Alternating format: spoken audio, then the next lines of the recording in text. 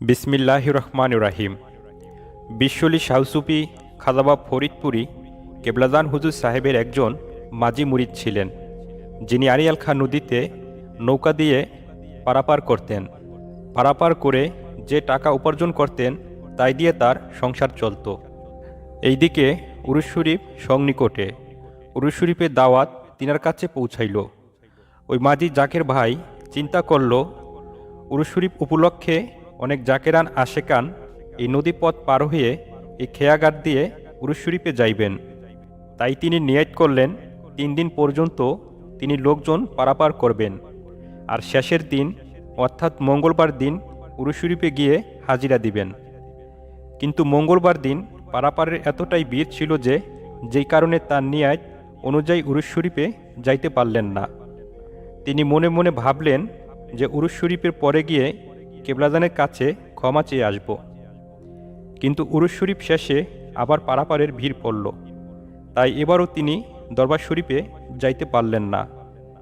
এইভাবে আরও 3 দিন পারাপার করলেন। এই 7 দিন পারাপার করে বেশ কিছু টাকা উপার্জন হয়েছে। তাই এবার তিনি তার নৌকা পানির মধ্যে ডুবিয়ে রেখে বাড়িতে চলে গেলেন এবং বেশ কিছুদিন বিশ্রাম নিলেন। উরুস শরীফের পরে দরবার শরীফে যাওয়ার যেই কথা, সেই কথা একেবারে তিনি ভুলে গেলেন। বেশ কিছুদিন পরে আবার যখন সেই ডুবানো নৌকা উঠানোর জন্য পানিতে ডুব দিলেন, কিন্তু ডুব দিয়ে নৌকা পেলেন না। তার আশেপাশ দিয়েও খুঁজতে লাগলেন, কিন্তু কোথাও পেলেন না। এরপরে আরও কয়েকজন লোক মিলে বহুদূর পর্যন্ত খোঁজাখুঁজি করলেন, কিন্তু কোনোভাবেই নৌকার খুঁজে পেলেন না। ওই জাকের ভাই খুবই চালাক লোক ছিলেন, তাই তার ভুল বুঝতে আর কোনো বাকি রইল না। তিনি সেই মুহূর্তেই বাড়িতে গেলেন এবং প্রস্তুতি হয়ে দরবার শরীফের উদ্দেশ্যে রওনা হইলেন। পবিত্র আসর নামাজের পরে কেবলাদান হুজুর সাহেব 3 নম্বর হুজরা শরীফে জাকেরানদের সাথে সাক্ষাৎ দিচ্ছিলেন, আর সেই মুহূর্তেই ওই জাকের ভাই গিয়ে উপস্থিত হইলেন।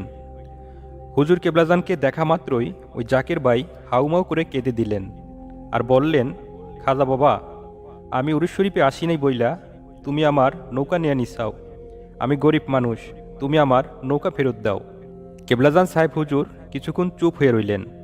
এরপর একটু মুস্কি হাসিয়া দিয়া বললেন, বাবা, পীরের সাথে চালাকি করলে কি হয়?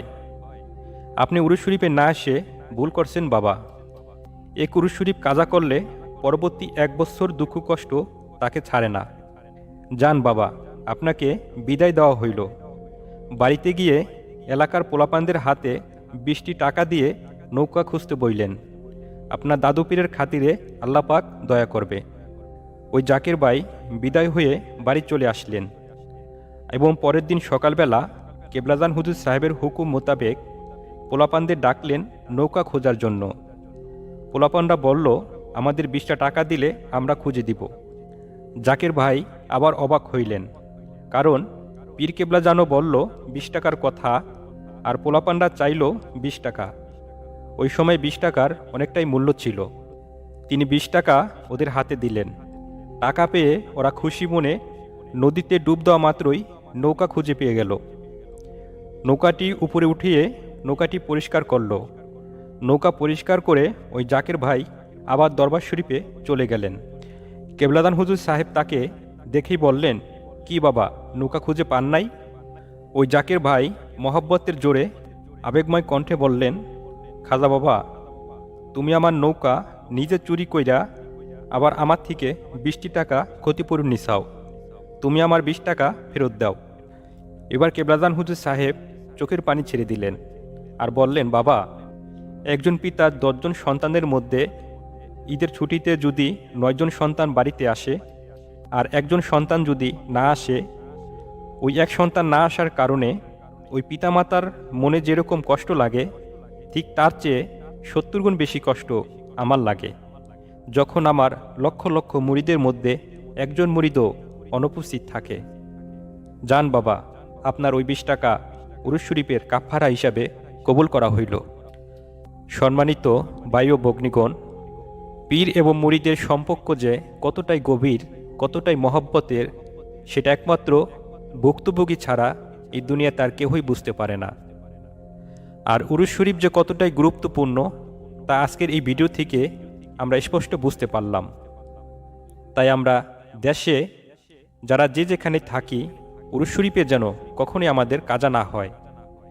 যত কষ্টই হোক হেঁটে হেঁটে আসতে হলো, আমরা যেন আপন পীরের কদমে উরুস শরীফের হাজিরা দিতে পারি, আপন পীরের শিক্ষা অনুযায়ী চলতে পারি, আপন পীরের আদর্শে আদর্শবান হয়ে আপন পীরের শিক্ষা অনুযায়ী আমাদের জিন্দিগি যেন আমরা গঠন করতে পারি।